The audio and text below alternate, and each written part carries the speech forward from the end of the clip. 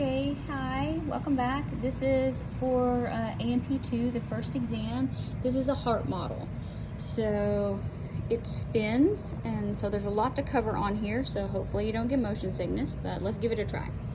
So we're going to, these are all numbers, so we're going to be careful here. So we're starting with number 1. This is the superior vena cava, so this is coming into the heart, bringing blood into the heart. Number 2 is the inferior vena cava, and it is down here at the bottom. So the sticker is on the back side, but it's also just here. So hopefully I'll show you there. That's the inferior vena cava. The right atrium is going to be the small chamber, top right side of the heart.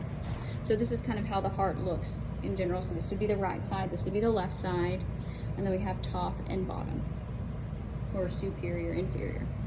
All right, so you have your right atrium, and on the atrium you have these little, these are the auricles. So this would be the right auricle, kind of these little folded things.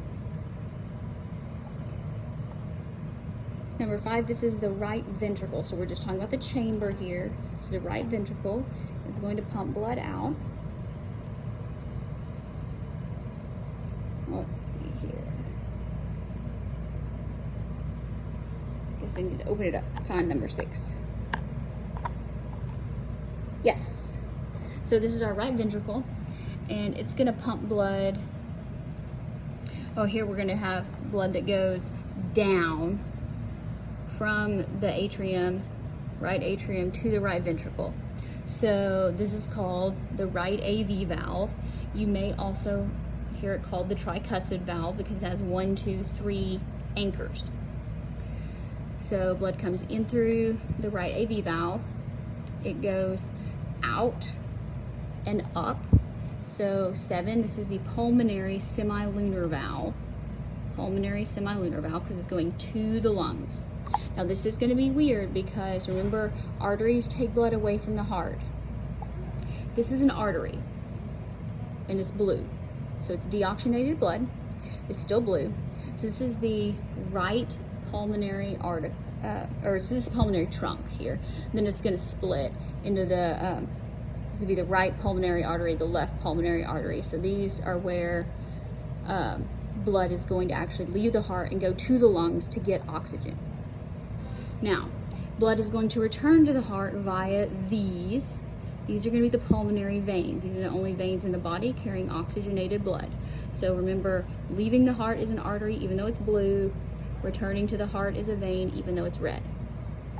It's going to come back in here. This is the left atrium. So these here, these little things would be the left auricles,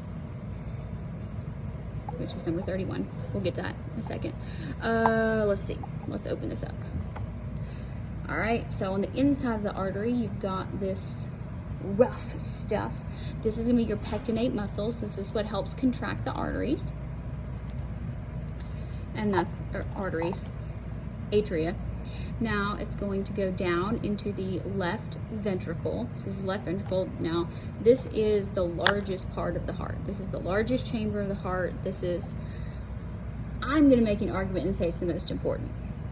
Now, how does blood get there? It goes from the left atrium into the left ventricle through the left AV valve. Now, also known as the bicuspid valve because it only has 2 anchors, or the mitral valve. Any of those is appropriate. Okay, so let's try to look here and see what we're pointing at. 15, this is papillary muscle. So here we're talking about papillary muscle, and that's what, it's not this part, is what is helping to anchor this and contract the heart. This is papillary muscle.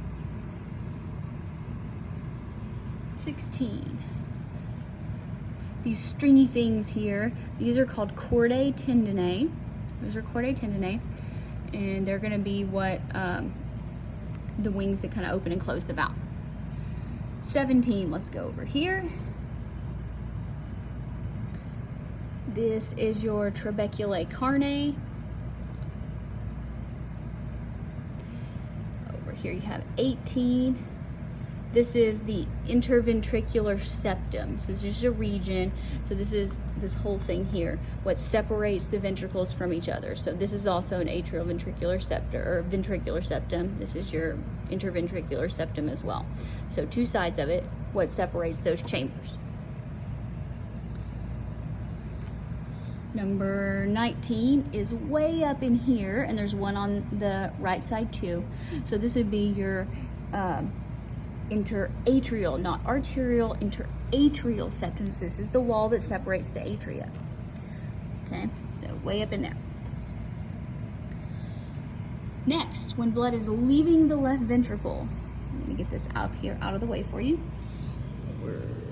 You can see this portion maybe pointing to the other valve. That would be your aortic semilunar valve. So this is taking blood out of the left ventricle into the aorta. All right, so the aorta, first it goes up. So this is the ascending aorta. Now it's gonna start branching off. So you need to remember these in the right order. This is the brachiocephalic artery. This is the left common carotid artery. And this is the left subclavian artery. Now, where this says brachiocephalic, shortly after that it splits into carotid and subclavians. On the torso man, I showed you that. Okay, now we get down.